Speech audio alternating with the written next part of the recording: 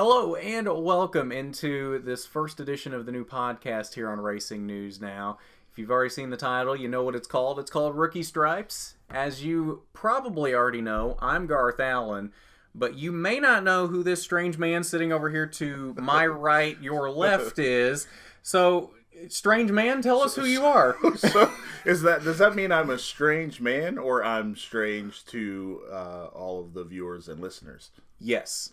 Oh, very good. Well, my name's Russell Harvey, and so I am a rookie to racing. Hence the name Rookie Stripes. Which I'm not really.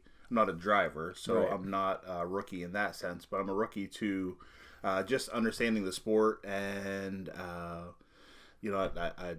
have a new appreciation or love for racing, and so something that Garth and I have talked about.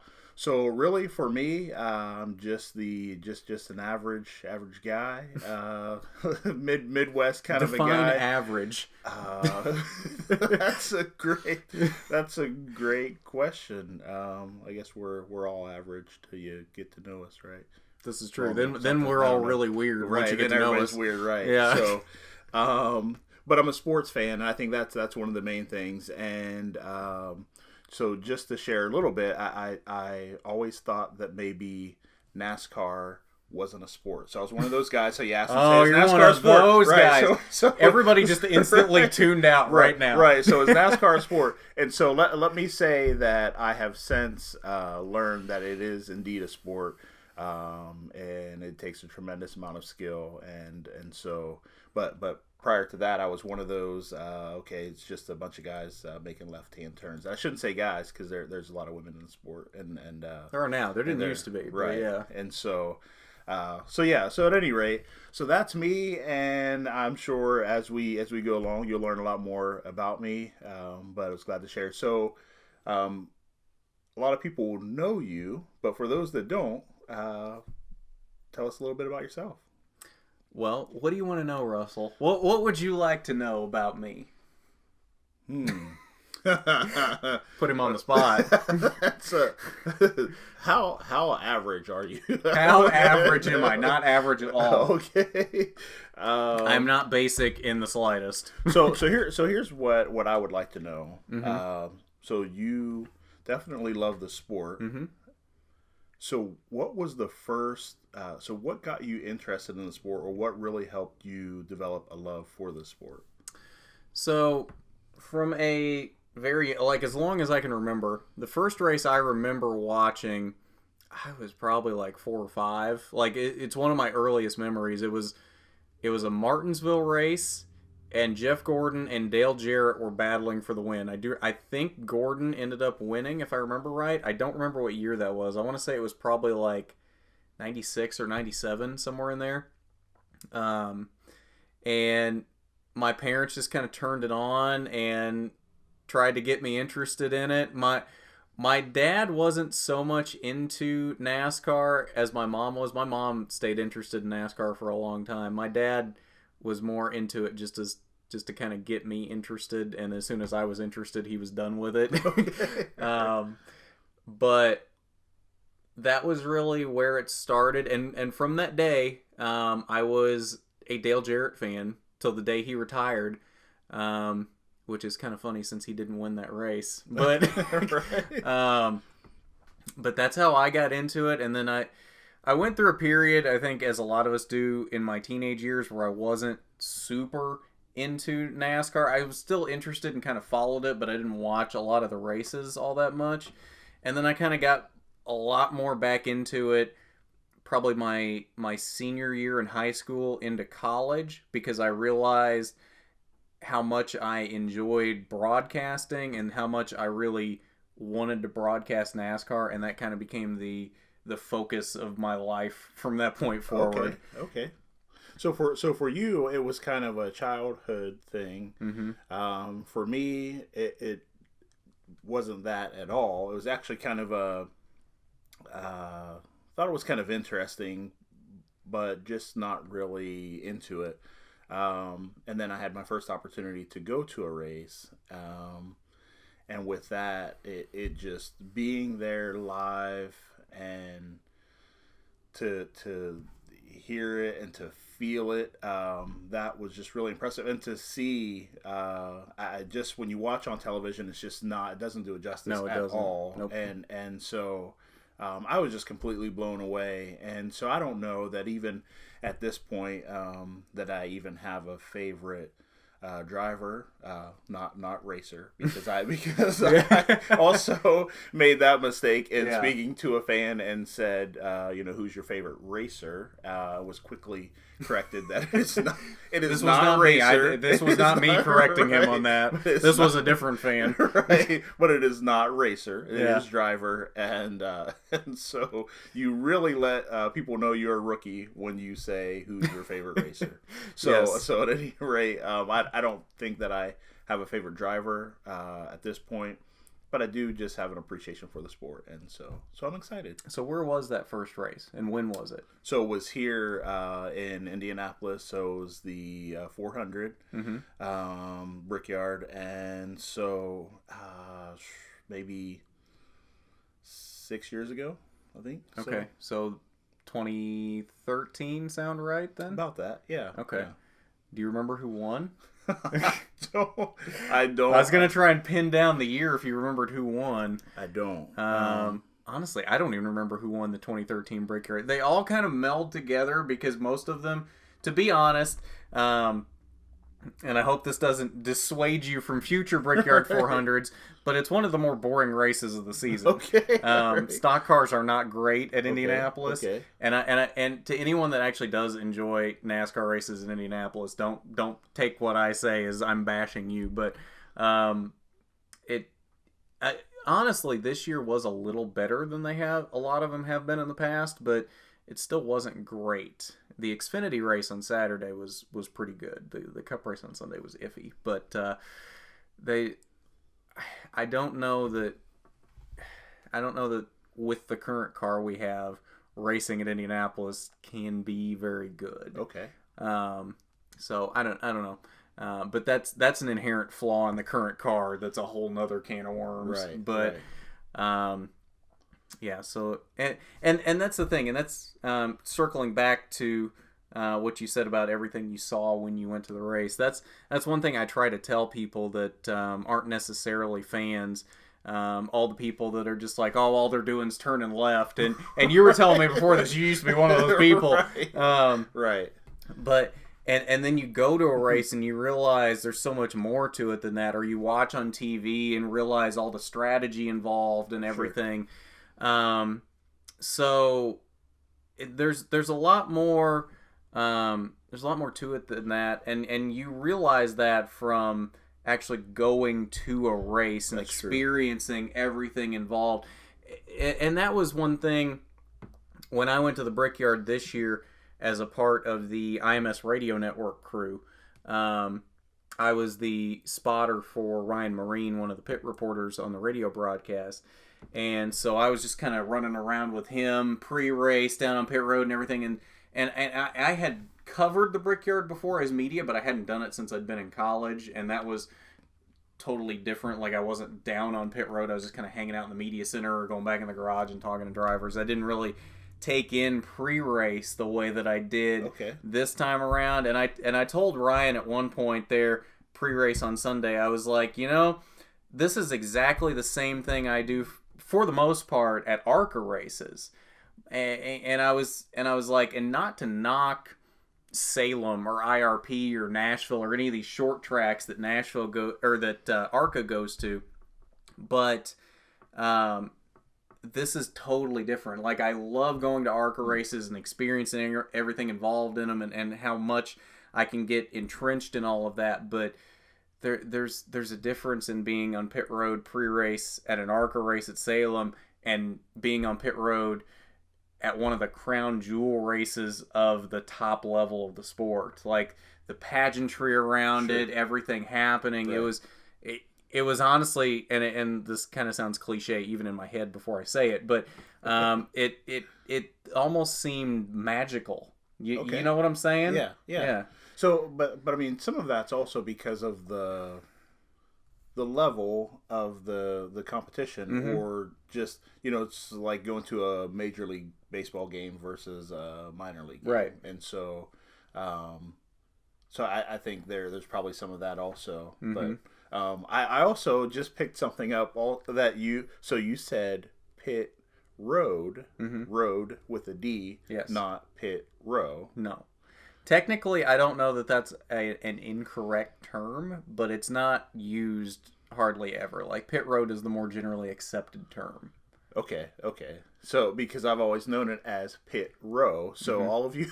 So we're even teaching Russell correct terminology on this show. So I've just always said pit row, and always thought that's what it was. So I'm finding out that maybe it's not pit row. No, pit road is more acceptable. So it's not gasoline alley either, unless you're at Indy. Indy's the only place acceptable to call it gasoline alley. Okay. All right. Okay. Yeah. Right. But that's a whole different thing. Well, a different time. Yes. All right. So, before we get into the actual recaps and everything that happened this weekend, what did you do this past week, Russell? How exciting of a week did you have? So my week was actually pretty exciting. So I laid flooring all week. Oh yes, this sounds riveting. So, I'm ready. I'm ready to listen now. So I worked and I laid flooring, and that was pretty much it. If you haven't done it, if you haven't done it, then I've done what? Flooring? Right. Okay. Or work. I don't know. Well, I mean, that's some people haven't. I mean, I guess, but no. So if you haven't done it, I will say that it was a little bit easier than what I originally thought it was going to be, but it wasn't easy. And, so was this the first time you've done flooring? Yes. Okay. Yep. So me and my wife, we did it. Now we actually have 5 children, none of which helped. Not hardly. Now see, there's at where all. you screwed up. You've got that free labor right in your house. Right. Why didn't you use it? So if you are laying flooring and you have kids, recruit your kids. Yes. Or it's free labor. Why wouldn't you? Or maybe I don't. But there were some. There were some parts that were pretty tricky, so maybe you don't want. I don't know, but mine didn't help. So to my kids that are watching, yes, I know that you didn't help. And I'm sure you do too. But that's what I did, and it was actually really neat. It's all done, and so maybe when this all goes up, maybe I'll throw a picture in the comments or something, and let everybody see what my new floors look like. There you go. All right. But other than that, yeah, just worked and did floors. Yeah. I mean, my week was about the same, except I didn't do floors. Honestly, I didn't do anything exciting this week other than yesterday I went looking for new die-casts for the set here. Mostly around local Walmarts, looking for NASCAR authentic stuff, 1/64 scale, which I did find 3 new things out of Wave 5, which anybody that doesn't care about that is completely tuning out right now. I did pick up, what did I pick up? I think, yeah, they're all back here on the set right now. So let's have show and tell right now. We did pick, yeah, I'm just breaking them all now. Did pick up Jimmy Johnson Ally, Ryan Newman's Wyndham Rewards for this year, and Eric Jones's DeWalt. So you may see those pop up in a Rewind show set at some point. That's kind of what I've been doing with the diecast back here now. I get the raced wins just because I love to collect the raced wins in 1/24th, but regular paint schemes, I don't see the need to get them in 1/24th, but I do feel like I need them for the set. So I just go and get as many 1/64ths as possible. So I have them for the set as well, which if you've noticed, they do pop up back here on the one side of the set, and then you get the 1/24ths over here. If you haven't figured out the kind of layout, the moving parts of the set, that's kind of what happens there. And Russell's sitting here going, I don't know what you're talking about I have at no all. Clue. I don't know. That's it. But I actually did get 2 new cars in the mail for Diecast Review today as well, which one of them will be going up today on Diecast Review. So probably before this goes up, so you might have seen it already. But if not, I'm not going to spoil what it is, although I think everybody knows what it is at this point. But yeah, that was my boring week. Other than that, I was just at work all week, but didn't really do much other than races and rewind shows, which I didn't even get the Cup Series rewind up. I had it recorded, and it was completely recorded, edited, and ready to go, and then it had to go up immediately after the K&N Rewind show. The K&N Rewind took so long to edit and get done that it had just gone live as I went into work on Monday. Was it Monday? Sunday. Somewhere in there. I think it was Sunday. Somewhere at the beginning of the week. Yes, Sunday. I think it was Sunday. It had just gone live at that point, and then I didn't have time to actually get the Cup Rewind uploaded before I went to work. By the time I got back home from work at like midnight that night, I was like, we're like over 24 hours removed from this race. Nobody probably cares at this point. It's not worth it.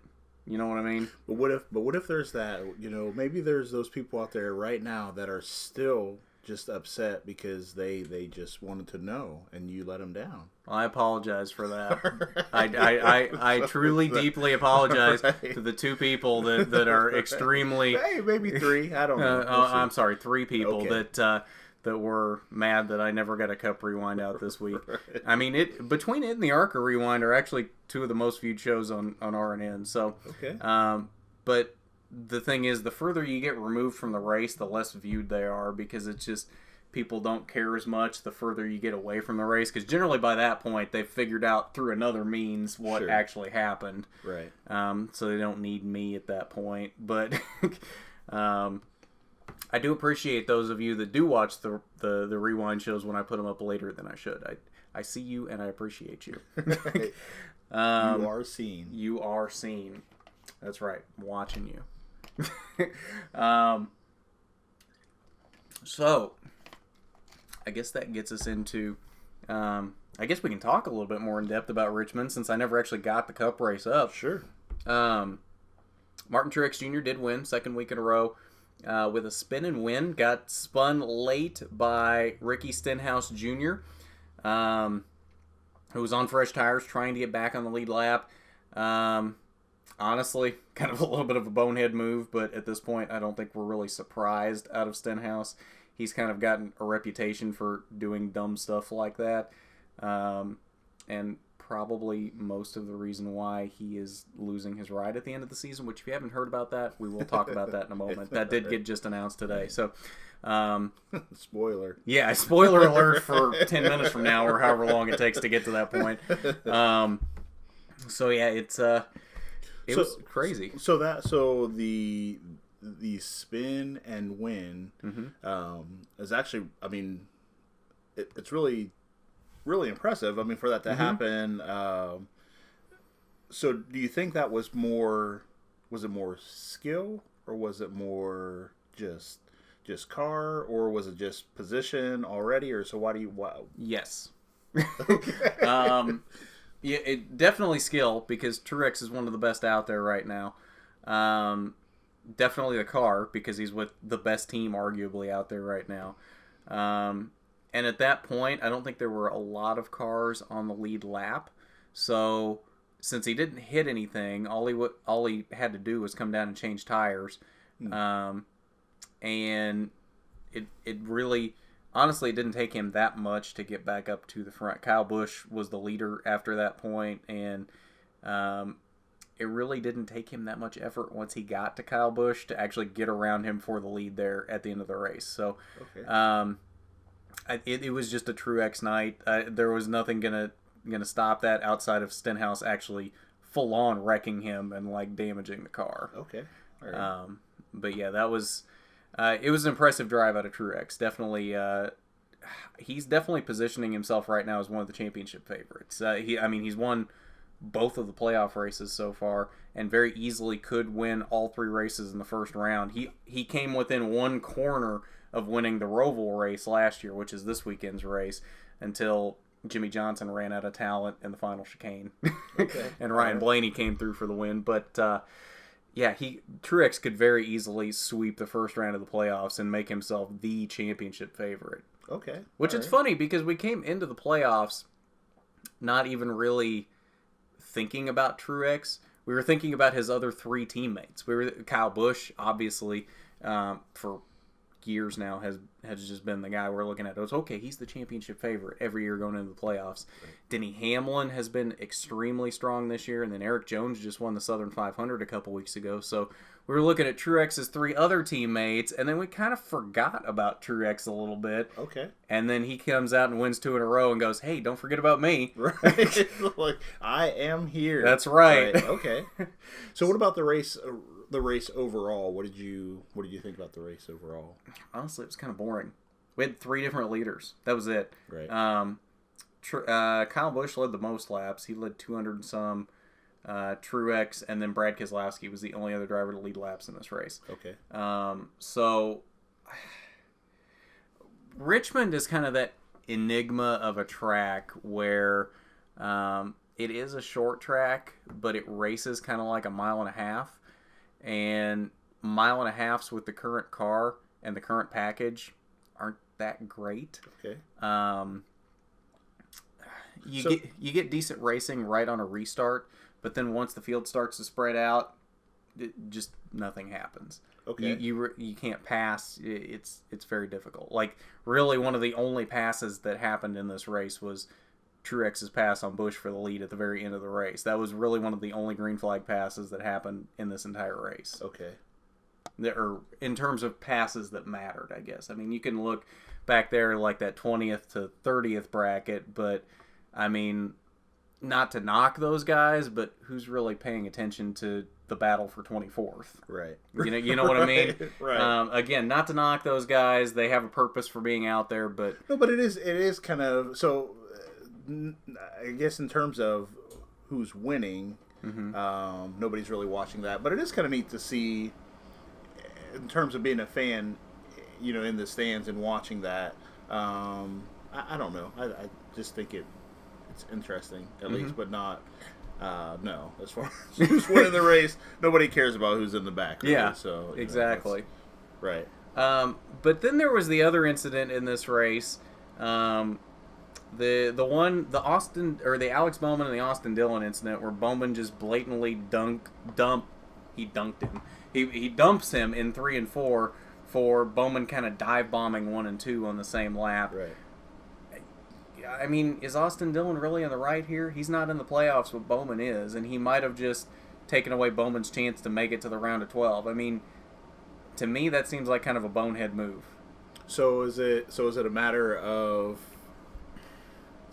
principles? It is a matter of principles, but at the same time, you're in the playoffs, sure. And when you, as Austin Dillon, are not in the playoffs, you've got to be conscious and respectful of the playoff drivers around you and realize they're kind of racing for more than you are right now. And I would understand it if Austin Dillon was having a great run. He was in the top 5. He was running for the win or whatever, but right. he was like 20th. So I guess the question then becomes, because I understand what you're saying, but I think the other question becomes to the opposite of that. Because you are in the playoffs and someone isn't, does that mean you just kind of disregard all of that and go on, or is there hey, we're all professional, and you don't get away with pushing me around? Yes, I mean you bring up valid points. So you do, and you, I don't know. You're probably right. And I'm not advocating either way. I think that so it's definitely dangerous, and you definitely could end someone's playoff run, or I mean, for that fact, really seriously injure somebody. And I think that's the important thing. But also there's a respect factor that goes both ways, I think, and that is one of those.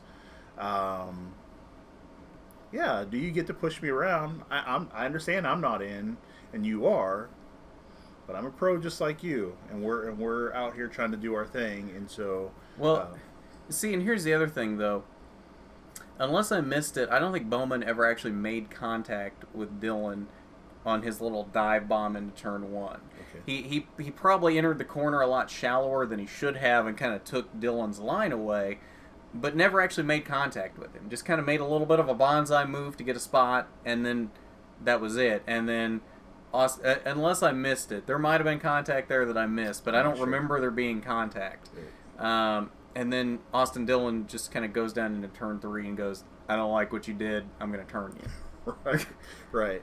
So now, for those that don't know, are there penalties or fines associated when something like that happens? No. So I know in football. Well, okay, I don't think there is anymore. There used to be the super secret fines that weren't publicly made known, but they would, quietly, NASCAR would find the driver and say, "Hey, we don't like you doing this." Right. I think they've gotten rid of those now since the Brian France era has ended, and that's a whole nother can of worms. Was when Brian France was in charge, but I don't think that's a thing anymore. Because I know, like in say pro football, if there's a retaliation of some sort or some sort of illegal hit or something, baseball kind of the same way, so a player leaves the plate and rushes the pitcher, pitcher's mound, there are penalties to that. So whether it's fines or whether it's being suspended for games or anything like that. So well, okay, so if it is determined that the wreck was 100% intentional, and it's determined that you were putting other drivers and or their race in danger by doing what you did, then they can put penalties down that way. But if it's just something simple like that, where Austin Dillon spins Alex Bowman, nobody else is involved, nobody else really had the opportunity to get involved, then they're just like, all right, whatever, it's just a racing incident. If it doesn't escalate from there, then it's fine. And now, say Alex Bowman comes back out onto the track after that and hunts down Austin Dillon, then we've got probably a penalty situation, which has happened. I don't remember the last time. Okay, so the last time it happened in a cup race would have been probably, the last one I remember was Matt Kenseth and Joey Logano at Martinsville in 2015. 2 weeks prior, Logano had dumped Kenseth for the win at Kansas. Kenseth had a bad day at Martinsville, had gotten wrecked or something already. Comes back out on the track just barely making minimum speed, waits till Logano gets to him, who is leading at the time, and just hooks a right into one and puts them both on the wall. Okay. All right. That was the last time I remember that happening in the Cup Series. It did happen in ARCA last year, which is still the most viewed video on this channel, because I interviewed both drivers on both sides of that. Okay, I think I remember that, yeah. So, that's the last incident at any level of NASCAR. No. That's not the last incident. No. Johnny Sauter and Austin Hill earlier this year, and they suspended Johnny Sauter for one race. See, I mean, the more we talk about this, I think we're finding out that, all right. Yep. But see, it's got to go further than that. It's got to get to the point where it's aggressive and unnecessary. So hitting someone with a car and causing them to spin out is not considered aggressive. No, unless it's overly aggressive to the point where you're okay. How do I want to word this? I would just say that off the track, if I was to hit somebody with my car and make them spin out, the judge would say that was aggressive. This is true. This is true. I'm just saying. So that's, okay. So I think... But all in the name of sports. I get it. Right. I think the wording is you have to be using your car as a weapon. You have to be intentionally trying to do excessive damage or trying to harm that person in order for them to be penalized. You mean like causing them to actually spin out and to not continue on the forward path? I don't think, as far as NASCAR is concerned, that is considered using your car as a weapon. I understand, and I just so we're going by so that we're clear, we're going by NASCAR definitions. I'm just asking as a person that I would think if I was in a NASCAR car. Just NASCAR. If you're in a NASCAR. Okay, so if I'm in a NASCAR, we're learning here. pit road. That's going to be half of this show. NASCAR. We're going to have a quiz at the end, Russell. Do you remember these terms? Right. Hey, I'm writing them down. Not really, but they're, steel trap up here. Yeah. So if I'm in a NASCAR and I'm driving and Garth decides that he's going to spin me out. I would too. I think that I would actually be too fast. He would be able to do that. Is that right? But I would assume that's aggressive. I mean, so that's just. But anyways, aggressive and weapon are two different things under NASCAR terminology. I think. I don't know. Wow. Interesting. There's a lot of gray area in the NASCAR rule book. I see that. That's, there's been a lot of complaints for a long time now about NASCAR's rules being written in pencil. That you can have the exact same incident happen twice, and you get a different reaction from NASCAR one time versus the other time. Well, and I think that's probably sports in general. Mm-hmm. That's just an issue. I think in sports we see that across the board, and so I don't know. I don't think NASCAR is alone in that, I guess is what I'll say. Yeah. So that moves us on now to something that I wanted to talk about today. And I'm going to start this topic with the news that came out today that Chris Buescher will be replacing Ricky Stenhouse in the 17 car next year at Roush Fenway Racing. So breaking news if you haven't heard that yet. You probably have heard that yet at some point through social media today, but if not, breaking news. And we do like a breaking news graphic. Yeah. Like, you want to work on that? Because my graphic design skills, as anybody that has watched RNN knows, my graphic design skills are terrible. All right. So, hey, there you go. Anybody that's listening, help us out. We need some graphics. I mean, I can't pay you anything because nothing is coming in from this yet, but if you want to do it for free, I'm all about some cookies. Maybe we'll give you there you go. I'll send you some cookies through the mail. They might be good by the time they get to you. I don't know. Depends how well the post office handles them and how much dirt gets through the box, and we'll see what happens with that. What kind of boxes? What kind of dirt is going to get in the boxes? You'd be surprised what gets in a box from a USPS truck. Okay. All right. You'd be surprised some of the things I've seen. Okay. So, but back to the breaking news. Yes. Chris Buescher in the 17 car next year, replacing Ricky Stenhouse. So that moves us into a topic that I wanted to talk about today about, is Roush Fenway as bad as we thought they were? Now, last year, Trevor Bayne finished 31st in points in that 6 car. Now, granted, he didn't run all the races at the end of the year. That he ran maybe half of the last half of the season, with Matt Kenseth being in that 6 car the rest of the season. So he lost some points there by not being in some of those races. But 31st in points, I'm pretty sure he wouldn't have been top 25 even if he had been in every race. So, and then you got Ricky Stenhouse, who I believe is 21st in points right now, maybe 22nd. But you bring in Ryan Newman this year into the 6 car at a team at Roush Fenway who we're looking at as somebody who has completely fallen off the map. And we were talking about this before the show. Roush Fenway used to have 5 cars.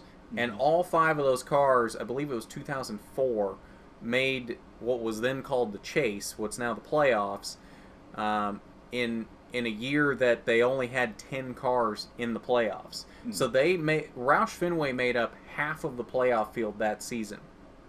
So, and we've now gotten to the point where Roush Fenway only has 2 cars, and up until this year, they weren't even close to being playoff contenders.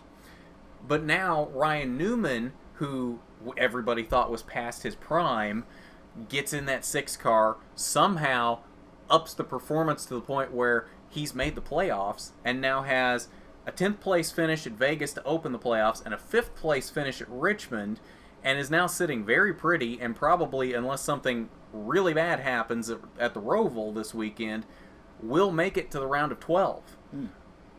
So my question is Roush Fenway Racing as bad as we thought they were up until now, or is it just that they've had such subpar drivers in the seat that it made them look a lot worse than they were, and now that we get Ricky Stenhouse out and bring Chris Buescher in, who has been overperforming in a JTG Doherty car the past couple of seasons, bring him back in, do we all of a sudden have 2 Roush Fenway cars back in the playoffs now? Is Roush Fenway going to start performing again? Well, I guess it's only time will tell, right? Mm-hmm. I mean, you know, so I think that's one of those things we'll have to wait and see. That was not the answer I was hoping for. Well, I know, but how do you answer that? I mean, I don't. You know, I think there's probably a lot of factors that have happened over the years, and so I. You know, I don't know. I don't know that I certainly don't. I'm a rookie. How am I supposed to have the answer to that? You can at least have an opinion. You can at least BS your way through it. So that's the biggest key to broadcasting. You just have to BS your way through everything. Key to broadcasting. Anybody that's a up and coming broadcaster out there, just BS your way through it. Everybody will believe what you say. No, don't listen to anything I say right now. So here's my thoughts though. So, is it on the driver? Probably to some degree, but there's a whole team that's around the drivers, and so that's going from your equipment to just the coaching. But see, I just know like you mean the crew chief, baseball, basketball. The crew chief is the like equivalent to the coach, right? And so when I say coach, please forgive me. So all of you, we're still teaching him these terms. Listen, if you when you want to get mad at me, go back to the name of the show, and then you understand that this is all right. So so there's a lot of factors. There's a lot of layers to it, and so. The other piece of that is that if a driver sucks and they continually suck, and you don't remove them and put a new driver in, well then it's ultimately the team. So I don't know. I mean that's my insight on it, but I think for right now I think we'll have to wait and see because you know now inserting a new driver, well you know if nothing picks up then there's some serious questions, right? Yeah. Well, and I guess my point is that you look at where the 6 car has been performing the last couple of seasons with Trevor Bayne. I mean, 31st in points. You put Ryan Newman in there and completely flip-flop it into a playoff car in one season. Meanwhile, Ricky Stenhouse right now is still running exactly where he has been the last couple of seasons. There's been no pickup in performance there, so it's not a team-wide performance pickup. It's just with the 6 car. Right. So what that tells me is that it's a driver problem and not completely a team problem. You know what I'm saying? Sure. Yeah. So I don't know. That's my take on that. We'll see what happens next year, but I think Chris Buescher will elevate that 17 car. I venture a guess that Chris Buescher will be in the playoffs next year.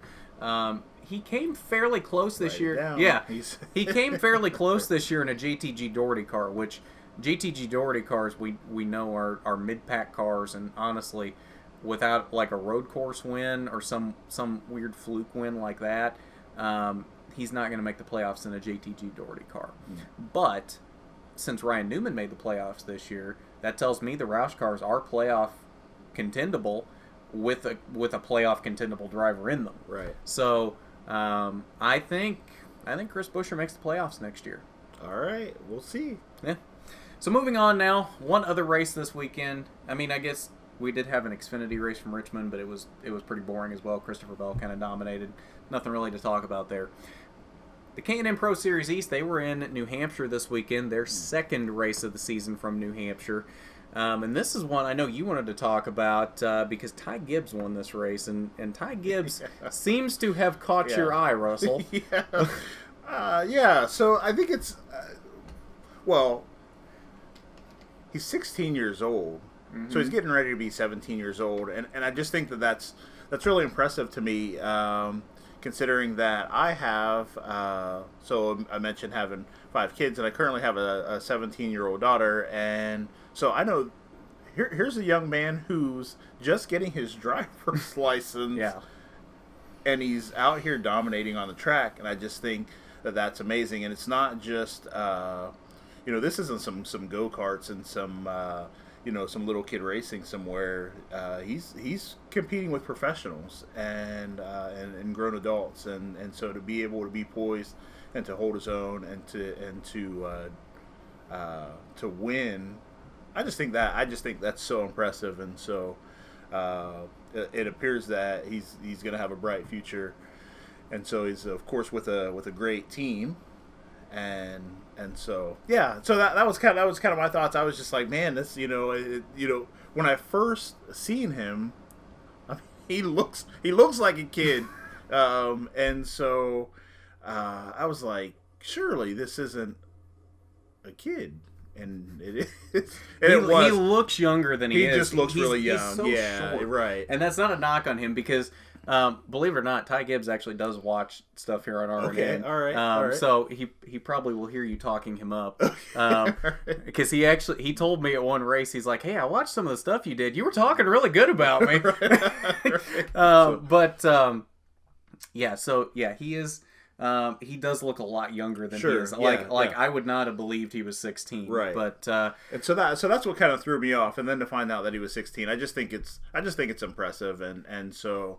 Not in any way a knock to anybody else or anything like that, but man, I'm rooting for the guy, and I just hope that he continues to do well. So, well, and one thing that I thought I was going to blow your mind with in this show that apparently you already knew is, in case you don't know, Ty Gibbs is the grandson of Joe Gibbs. Great. And one of the coolest things to me about Ty in doing all the ARCA races I've done this year and getting to know all these drivers and everything is how down to earth he is and how great of a kid he is.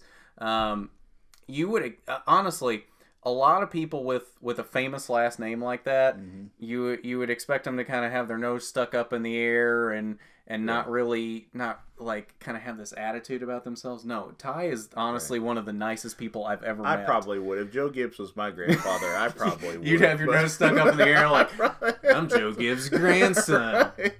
I'm hot stuff. Right. I'm Russell Gibbs. That's just me. Right. So here's the really impressive thing about Ty. His stats this year. He's now won 2 ARCA races and 1 K&N Pro Series East race. Mm-hmm. In his 6 K&N starts this season, 4 of those finishes have been second, and then he's got the win. The other finish was a 4th. Mm. So he's never finished worse than 4th, and 4 out of 6 races he finished second. On the ARCA side, he's run 10 races this season, and he's finished second 4 times there as well. Mm. 3 of those came before that first win at Gateway in St. Louis back in June. I think it was in June. Then he finished second again at Elko and continued to finish second on the K&N East side. And the running joke was that, and even he was part of this as well. He's like, man, I keep finishing second, but I can't actually win a race.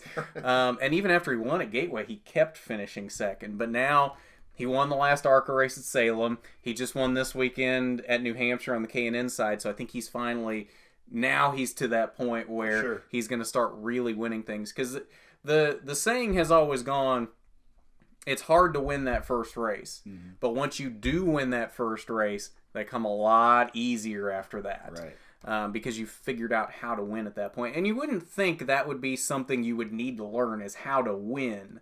But there's a lot of ways you can screw yourself up if you're leading late or whatever. Right. Well, I would just say, and I know that I'm the rookie here, but I would just say that Ty, even at finishing second, hold on. Because you're going to have a long, bright career, and so don't take those seconds so hard. I love how now you're talking directly to him because you know he's watching. That's right. So yeah, don't take those so hard, man. Just but you now have those wins to celebrate, so celebrate them and just keep doing the great job that you're doing. So the other thing to talk about with that K&N race is, I don't know that it's official at this point, and I talked about this on the K&N Rewind show, but I think it might as well be. Sam Mayer currently has a 30-point lead over second place Chase Cabry in the K&N East standings with one race left at Dover here next weekend on October 4th. So with 1 point separating each position, and we're only getting about 15 to 20 cars per K&N race right now, unless we get an abnormally large field at Dover, it's mathematically impossible for Chase Cabry to make up 30 points at Dover. Right. So although I don't think it's official yet, it might as well be to say that Sam Mayer is the 2019. Why did I say 2018? We're almost a full year past that. We're almost to 2020. We're going back in time. We are. We're going back in time. We got a time machine here on Rookie Stripes. See, that just goes to show you. So I've brought so much energy to the show that it is making him feel younger. He's wanting to go back in time. Wait, I'm the younger one here, though. No, but you're feeling even younger. Oh. So you're saying as old as you are, that makes me feel younger? Yeah, so the next show, like, my hair may not even be gray. I don't know. We'll see. We'll just keep, and then by the end of it all, it'll just be like two little kids. Yeah, we'll just be babies sitting here in diapers crying. This is such a good idea to start this podcast. Right. So, it's amazing. But yes, so Sam Mayer should be the 2019 K&N Pro Series East champion. Honestly, unless we get a really large field, he doesn't even have to start at Dover, and he would still have enough points to win the championship. So, congratulations, Sam Mayer. Good kid. He's gotten a little bit of he's rubbed a few people the wrong way this year by being a little aggressive at times, both on the ARCA side and on the K&N side. But nonetheless, we might as well say he's won the championship at this point. And so apparently the aggressiveness has paid off. Mm-hmm. So yeah. And that's the thing. Aggressiveness isn't necessarily a bad thing. You are going to piss people off when you're overly aggressive to another driver. But if you've got the talent to back it up and you've got the results to back it up, it's not a big deal. Yeah. Honestly, it's just a trait of your driving. And honestly, I think we need more drivers that are a little bit aggressive, because a lot of the drivers anymore at the cup level are a little bit vanilla, both in personality and in driving style. Just start spinning people out for no reason. I mean, just yes. retaliation. We need more Kyle Buesches out there, or Austin Dillons. There's no fines, right? So it's just, there can be, depending on how much it escalates. No, do not do that. And I'm sure that for any driver that's listening, they're probably like, this guy is a moron. Anyways, I'm not listening to anything he has to say, but. I'm gonna go to the ARCA race at IRP here in a couple weeks, and I'm gonna get like 5 drivers coming up to me going, "Who is this guy you pulled onto this podcast? Where did you pull him off of the street at?" That's so funny. Oh, so that's basically it for the K&N race. Russell, the biggest point in this podcast, I think, was for you to learn things here about NASCAR and racing, and I have. Yep, but. Is there anything specifically that you want to talk about this week? Anything that maybe you saw in any of the races this weekend that you weren't sure of that you want to explain to you? Because that's the biggest thing here is I know everybody's not a hardcore fan and everybody doesn't understand everything. Sure. So having Russell here to ask questions makes him feel not as dumb for not knowing these things. Right. We're all learning. But yeah, I any question that he has, I'm sure that somebody else out there has. And I don't know everything, even though I may act like it. I don't know everything.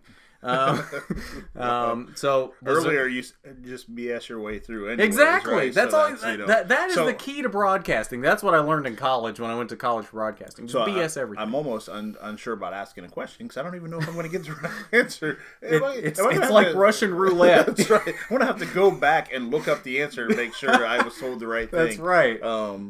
No, so really, I don't know that I have any questions racing specifically, one thing that I thought was interesting that I brought up earlier before we started recording was about ARCA, and that ARCA is this mix of professionals with kind of some hobby drivers, maybe. I don't know what to say. I mean, just honestly, that's probably a good way to describe them. Honestly, that's probably the I guess the nicest way I've heard to describe them, because I've heard some not so nice ways to describe them. Right. But yes. So I mean, so you have that. So you have professionals, and then you have some hobby drivers, but then there's guys, like Ty Gibbs that we mentioned earlier, who is 16 years old, and so you have these teens in there as well, and I just think that's absolutely, I just think that's mind blowing, for a circuit like that, and so I don't know. I guess maybe what are your thoughts on that? The funny thing is, ARCA has always been like that. There's less of I think what you're considering professionals. I think you're thinking, when you say professionals, I'm guessing you're talking about like cup drivers and like higher level drivers. Sure. There's less of those now than there used to be, but you still get somebody from the top 3 series coming down to an ARCA race every once in a while. A lot of it is either drivers trying to make their way up the ladder, or, as you said, hobby drivers. And ARCA has always kind of been the place for that. You get a little bit of that at every other level of NASCAR, but ARCA, I think, is about the highest level on the ladder that you really get a lot of that. Because obviously you go lower in the ladder, you get a lot of these people that just drive for fun, because it doesn't take a lot to, or it doesn't take as much money, I guess, to film a super late model, or to field a super late model, or something at a local short track, as it does to field an ARCA car or a cup car or whatever. You get less of that at the ARCA level, and you get less of it as you go higher. But ARCA has always been a really good place for that, for your, I guess your Wayne Peterson teams, your Andy Hillenberg teams, which are what you would consider hobby drivers. The drivers that maybe are a little bit older in age, that know they're not going to make a career out of this, but they want to have that feel of being a professional driver for a couple years. They don't compete for wins, but they're still out there. They're having a good time, and they're living their dream, and there's nothing wrong with that. Are they making money? If they have a sponsor, they are. Well, yes, I think that's the only way you'd actually make money at that point. And I think, I mean, are there prizes attached to winning, or are you winning for trophies and for just the feels of it? Well, if you are, yes. So my understanding is that at the ARCA level, and I may be wrong on this, and I know there's a few people watching that definitely do know the answer to this. But my understanding is ARCA drivers don't get paid. I think they do get some money from their sponsors, but they don't actually get paid from the team. They're just doing it as a way to continue their way up the ladder. To hopefully make it to where you do get paid. Yes. Because I do remember Sheldon Creed, who won the ARCA championship last year. I know for a fact he did not get paid for driving that car at all. Now, that doesn't mean he probably got some sort of money from race winnings, probably got some sort of money from the sponsor, but in terms of being employed at MDM Motorsports, he did not get paid from the team, was my understanding. Okay. And I think that's the same way with every other team in ARCA. I may be wrong on that, but I believe that's how that works. It's just you do it because you're with the best team you possibly can be, to hopefully open some eyes and move your way up the ladder. Okay. And for a lot of drivers that works. For some drivers it doesn't. Great.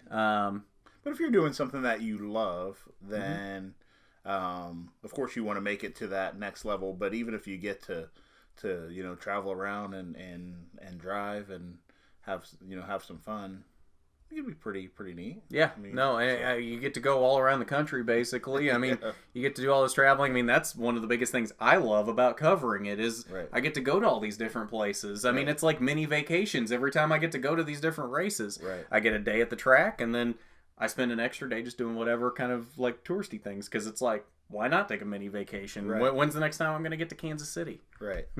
Which I will be there in, less than a month? Well, What is there that? you go. What is that? The weekend of the 8th? Well, there you go. You just Yeah. answered your own question. Yeah. See? Right. And I don't get paid for this either. Right. Wait, we don't. What? I don't get paid? Well, No. we'll talk about that later. Right. So the other question that I have. I said I don't get paid. I didn't say you don't get okay, paid. all right. I don't get paid either. Okay, so I'm stingy like that. the other question is, so you mentioned short track and long track. So, for the other rookies that are out there, that I know that there's just so many out there, what's a short track and what's a long track? So, I don't know if there's a hard and fast definition of what the difference between, because there's more than just short track and long track. Short track, there's short tracks, there's intermediates, and super speedways and road courses. A short track, again, I don't think there's a hard and fast definition, but a short track is generally considered anything less than a mile in length. Okay. An intermediate would be anything from like a mile to 2 miles. And a super speedway would be anything over 2 miles. So like your Daytona, Talladega, Indy, those kind of tracks. Okay. And then a road course obviously would be any track you turn left and right. Sure. So, yeah, that's generally how those are considered. But again, I don't know that there's actually a hard and fast definition of this is a short track, because there's some tracks that are kind of in the middle like that. Like New Hampshire is exactly, or basically exactly, a mile in length. I think the official distance is like 1.058 miles. It's considered an intermediate, but it races more like a short track. Okay. So there's tracks like that are in the middle that technically are one thing, but they race like another. And okay. So there's a lot of question marks like that. Okay. All right. So yeah, is that? I think so. I don't know that So I'm sure next time I'll have a lot more questions. But I hope so. I like BSing my way through your answers. I see that. So last thing. Well, one of the last things we're going to do here, predictions for this weekend. So we've got 3 races coming up this weekend in terms of like NASCAR stuff this weekend. Cup and Xfinity are both going to be at the Charlotte Motor Speedway road course this weekend, or the Roval. It's called the Roval because it's part on the oval, part on the road course. So Roval. Okay. Yeah. That's creative. Yeah. Yeah. All right. And actually was one of the best races of the year last year, the first time they did the Roval, and it was one of the best races of 2018. Okay. All right. Because nobody knew what the hell they were doing. Okay. All right. It was great. But we've got Cup and Xfinity there this weekend, and then the K&N Pro Series West will be in Meridian, Idaho this year. That race is significant because that was where Haley Deegan got her first win last year. First win for a female in the K&N Pro Series. Okay. Yeah. Cool. So, and she's since picked up 2 wins this season as well. So, nice. Way to go. Yeah. So that'll be a pretty big race. So let's make some predictions for that. Although I'm going to guess you don't know much about these races, so you probably can't make too much of a prediction yet. Haley's going to win. There you go. Good. There, he's going out in left field here. No. So no, I don't have any predictions. Okay.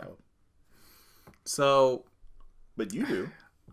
I do, although I haven't really thought about them that much. Should I admit that? I probably shouldn't admit that. But I'm not gonna go with Haley Deegan for. Why does my voice keep cracking? Have you noticed? You're getting younger. Yes, that's what it is. I'm reverse going into puberty again. It's been so long since I've been in puberty, I forgot what it felt like. Anyway, so yes, I don't think Haley Deegan... Well, Haley Deegan will have a good run this weekend, but I don't see her going back-to-back. I do see another female winning this weekend. So I just had an idea. So before you say what you're gonna say, maybe we can take time this week, make our predictions before the race, put them in a sealed envelope, and then we can open them up and see if our Well, I've basically given away my prediction for the K&N race because there's only one other female in the field. All right. Well, then that's... But that's a good idea for next week. All right. We'll keep that in mind for next week. We're building here. Yes. We're building. In 6 months, this will be the best podcast out there. Right now, it's just crap. But... we're just doing whatever. Yeah. So yeah, I've basically given it away at this point. I do think another female is going to win this weekend. Not Haley Deegan, but I think her teammate Brittany Zamora will pick up her first win this weekend. Last time out for the K&N West, the last time we saw Brittany, was that Evergreen? I think that was the last. No, we had Gateway in between there. But the last strictly K&N West race on a short track was at Evergreen. And Zamora sat on the pole, led some laps, had a very fast car in that race. I think she's finally figured out those K&N cars, and I think she's ready to win at this point. And you know the funny thing is I keep getting Evergreen and Meridian confused for some reason. I don't know why. Evergreen is in Washington, Meridian's in Idaho. They're not, like, the names aren't even close, but for some reason I keep getting them confused, and I don't know why. But we are going to Meridian this weekend, not Evergreen. That was like a month ago or whenever Evergreen was. But yes, I think Brittany Zamora picks up her first win this weekend. I think Haley Deegan will have a strong run, but I don't think she'll win this one. All right. As for the Roval, I think Austin Cindric wins the Xfinity race. He's won 2 of the 3 road course races so far this season. And he's been really fast recently on the ovals as well. I see no reason to believe he doesn't win this race and advance himself into the round of 8 in the Xfinity playoffs. As for the Cup race, I think Martin Truex Jr. Why can I not talk today? Martin Truex Jr. makes his way into the second round of the playoffs, sweeping the first round, winning all 3 races in the first round of the playoffs. That would be the first time that's ever been done. Somebody sweeps around and wins every race. All right. But he was so strong at that race last year. I think he gets it done this year. Unless Jimmy runs out of talent in the final chicane again and wrecks them both again. All right, we'll see. I'll have to show you that video because I'm sure you haven't seen that. That was an interesting last lap at the Roval last year. Okay. Between Truex and Johnson wrecking each other, Blaney coming through the smoke in Days of Thunder style and winning the race, Larson wall riding the entire last lap after he'd been involved in a wreck and had a car that wouldn't even turn just to pass one car at the start-finish line to make his way into the next round of the playoffs. Right. It was wild. All right. Yeah. So yeah, that's what's coming up this weekend. Okay. Roval times 2 and Meridian. I almost said Evergreen. I don't know why I keep doing that. I really don't. I have no honest idea why I get Evergreen and Meridian confused. But they're not the same track. They're both short tracks, but that's about where the similarities stop. I don't know. But yeah, that's about it. I did want to mention real quick here before we wrap up that there are some other things coming up here on RNN soon. I don't know exactly when, but I'm working on getting a PC set up with wheel and pedals and everything so that I can do some iRacing stuff on here. I don't want to give away too many details on that yet, but there will be some iRacing stuff coming eventually, and it'll be more than just me racing on iRacing. There'll be some bigger stuff in there as well. So that hopefully will be coming up soon as well. And since we're at it, I'll probably throw in some NASCAR Heat 4 stuff on there too, since NASCAR Heat 4 is the first NASCAR Heat game that's actually any good. So, I'm not kidding. You should have seen the first 3 games that they put out. They've all gotten better, but this one's the first one that's actually, I think, will actually keep my attention until the next one comes out. Okay. The others I played for like a month or 2, got really fed up with them, and never touched them again. Yeah.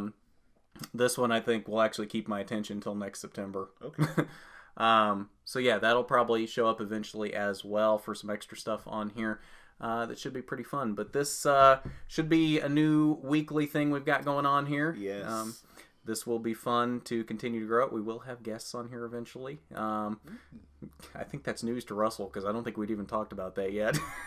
but yes, there will be guests eventually. I don't know if we'll have one next week, but those should start here fairly soon as well. So should be fun times here on the Rookie Stripes. So yeah, looking forward to it. So make sure that you tune in and tell all your friends. Yes, definitely. Make sure you like it, you share it, all of that. Normal time for this will be Wednesdays at 7 p.m. That will be the premiere time. I don't think I'm going to be able to get this particular one edited and up in time for that, so this will just go up as soon as it can. Our schedules didn't quite line out very well this week to be able to record this in time for that, but that is going to be the normal time going forward. Will be premiering Wednesday night, 7 p.m. So set your alarms for that every week. You'll get to hear us idiots talk to each other for how long has this been? An hour now? I don't know how long we've been going. That, I think so. About an hour. Something like that. I don't know exactly how long we've been going, but it's been a while. Yep. And I just want to throw this out too. If there's anything that so as a rookie, if there's any kind of clips or anything that you think I should go back and check out or dig into, feel free to let us know that, and I will check them out and try to do as much homework as I can, and then we'll have to call it something other than Rookie Stripes. I don't know. No, you'll always be a rookie on this show. All right. Till we get a third co-host that knows less than you do. There we go. All right, yeah. There we go. That's it. So yeah, but feel free to let me know those things. I'd love to check them out or do some research on the things that you think are worth researching. Definitely. That's a good idea. I hadn't thought about that, but yeah, send us anything. Even if it's something you think I was wrong about, which I'm never wrong, by the way, so just throwing that out there. I'm kidding. Yeah, if I'm wrong about something or something you think he needs to see or whatever, definitely throw it our way. We'll be happy to check it out. Indeed. But I think that's all we got for this week. That's it. So thanks for joining us. All right. As always, that's Russell. I'm Garth. This has been Rookie Stripes. We'll see you next week. See you next time.